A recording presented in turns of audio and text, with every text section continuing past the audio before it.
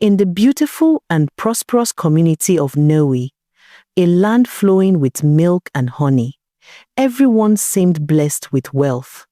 But among all the rich men, one stood out, Obi, whose name meant God knows my heart. Obi was not tall. In fact, his height was the one thing people never stopped talking about. Many young women avoided him, whispering among themselves that if they married a short man, their daughters might also be short. So they laughed, pointed fingers, and looked elsewhere. But Obi was not only wealthy, he was kind, generous, and deeply respectful. He built houses for the widows in his community and sponsored children through school. Though people mocked his stature, he carried himself with quiet pride, knowing that a man's height was not in his legs, but in his heart. One sunny afternoon, as he drove through the market, he saw a young woman hawking bananas. Her name was Ada Graceful, humble, and strikingly beautiful. Her laughter was soft, her words polite, her steps graceful. Something about her caught his soul. At first, he bought bananas every day, more than he could eat. Then came small conversations, then lunch, then visits to her home. Everything unfolded quickly and naturally, as if destiny itself had written their love story. Ada loved Obi not for his money, but for his heart. He provided for her and her family, yes, but beyond that, he made her feel safe, respected, and cherished. When others mocked him, Ada stood proudly beside him. And when she married him, her entire family rose from poverty to abundance. The poor banana seller became the wife of one of Nnewi's greatest men. For Obi, it was simple. When the world laughed at him, Ada loved him, and that was all that mattered. Obi always remembered what his late father once told him: a happy wife makes a happy home. So he made it his mission to keep Ada smiling. He sent her to the university, where she studied microbiology. Life took a new turn for her. She began to dress in designer outfits, spray imported perfumes, and drive to school in her car. She ate at the best cafeterias and moved with people of class. Her standard of living rose, and so did her pride.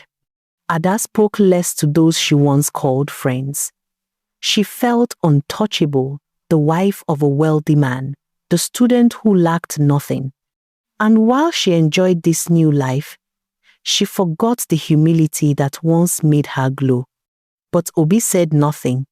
He watched in silence, praying she would remember her roots one day.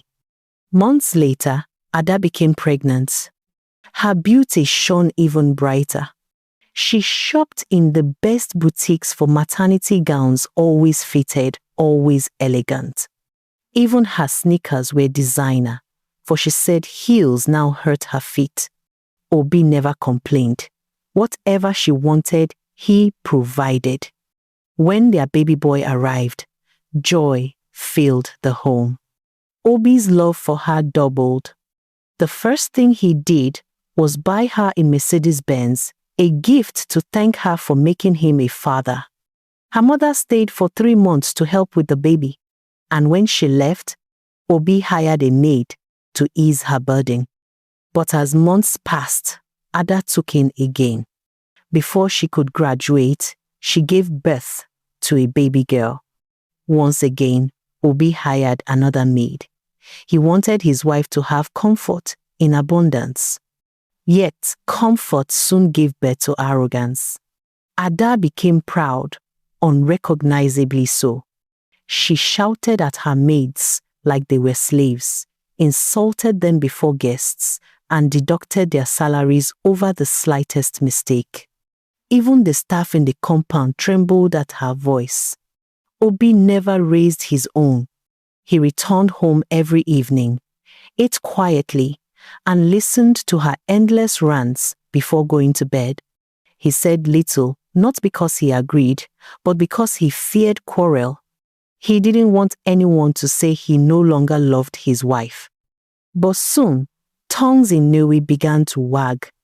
People whispered that Ada must have tied Obi with charms, for he no longer argued or scolded her. Others said she would soon become the man of the house. At gatherings, Obi's friends warned him gently. Your wife is becoming too much. Talk to her, or we'll stop visiting. She doesn't even respect you anymore, or us. Obi only smiled. I will talk to her, he promised. That night, he tried. He spoke softly, choosing his words with care. But before he could finish, Ada cut him short. So now your eyes are outside, eh? You didn't have a problem before. What changed? He sighed. Ada, just because I didn't complain doesn't mean I was happy. She rolled her eyes, unmoved. Her pride had already built a wall between them, and for the first time, Obi felt the weight of his silence. Among Ada's two maids, one was called Some, a quiet young woman with a gentle spirit, but a deep hurt buried inside. No matter how hard Some tried, Ada was never satisfied. If the food was warm, she said it was too hot. If the floor shone, she said it was too slippery. There was always something to complain about and always a reason to deduct her salary. At first, Some didn't protest. She sent her small pay home every month to support her parents and siblings. She ate leftovers and drank water to fill her belly. But as time passed, even that small mercy faded. There were days Ada starved her, days when she went to bed hungry while watching her madam and children feast. Still, she endured, until one evening, after being humiliated before guests, Some broke down in tears. And that night, anger became a seed one that the devil watered. She went to see an old woman known in a nearby village for her dark knowledge. Some knelt before her and poured out her pain. The old woman listened quietly, then said, If she loves torment, we shall show her torment. Bring me something that carries her essence, her hair, her nails, her womanly clothes. Only then shall we begin. And so, the quiet maid began to collect pieces of her mistress without her knowing. Because Some cleaned Ada's bathroom, she found strands of her hair, bits of her nails, and used pads. Each time, she wrapped them carefully and sent them to the old woman. Weeks passed, and then the storm came. One morning, Ada woke up restless. Without warning, she packed her belongings and told Obi, I feel like I'm in a cage. I need to breathe. Obi was stunned. Where is this coming from? He asked gently. She didn't answer. For days, he begged, pleaded, and even went to her family house, but her mind was made up. Ada left. And with her absence came unexpected peace. For the first time in years, the house was calm. The maids smiled again. The children slept soundly through the night, no longer woken by their mother's angry shouts. The staff worked freely. Even the walls seemed to breathe. Obi, though hurt, found strength in order. He created rules, ensured fairness, and slowly rebuilt the home his love had once silenced. Meanwhile, Ada lived lavishly. She still received her monthly allowance from Obi, wore her expensive clothes, and partied without care. She told herself she was finally free, no husband's rules, no house duties, no yes sir. But as months turned to years, things changed. Obi stopped sending money. He stopped supporting her family. If she's not part of this family, he said, then this family owes her nothing. At first, Ada laughed it off. She still had some savings. She told herself she would get a job when she was ready. But before she was ready, she was broke. Her friends disappeared. Her pride melted into shame. Her once glowing skin lost its luster. And when hunger knocked, no one answered. Finally, she decided to go back home. She told herself it was the work of the devil, that she had been charmed, that her eyes were opened now. But when she arrived, it was too late. Somi felt deep guilt. She had wanted to teach her, not destroy her. She went back to the old woman and begged her to reverse what she had done. The old woman laughed coldly. "Foolish girl, I did nothing to her. You brought me her things. Yes, but I never performed the ritual. She submitted herself willingly. Her pride is her own downfall." Somi wept. She told the other maids what had happened, and together they discussed begging Obi to take Ada back. But the others refused.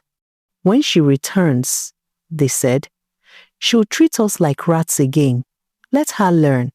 And so, Ada walked the lonely road of regret, the woman who once had it all, but lost everything to pride. Months passed, yet Obi's heart remained unmoved. Ada begged in tears, calling day and night, visiting his office, sending her relatives, but nothing softened him. This was the same man she once had wrapped around her little finger. Now, he was like a wall of stone. When all efforts failed, she stopped begging. She gathered the broken pieces of her pride and decided to start afresh. She got a small job at a local farm, nothing compared to the luxury she once knew. The pay was poor, the work was heavy, and her boss was harsh, a woman who shouted over the smallest mistake. For the first time, Ada tasted the bitterness she had once served others. She came home late, exhausted, often weeping in silence. She realized that the same words she once threw at her maids now cut her heart like knives. Slowly, her arrogance melted into regret. But she was not alone. Her friend Pelumi, who knew her old ways, whispered dangerous advice. "You're still young, Ada. You can still enjoy life. Taste the world again. Obi will come back. You had him wrapped around your hands before, remember?" Ada forced a smile, pretending confidence, but deep down, she knew she had lost her magic touch. The man she once commanded with tears and beauty now saw through her. The respect, the patience, the love, all gone. Meanwhile, in Obi's home, peace had become the new normal. His children had grown close to Somi, the once hated maid. She was patient, gentle, and filled the home with laughter.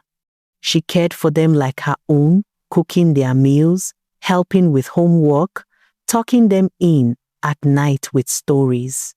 In time, the children began to whisper to their father, "Daddy, why don't you marry Auntie Somi?"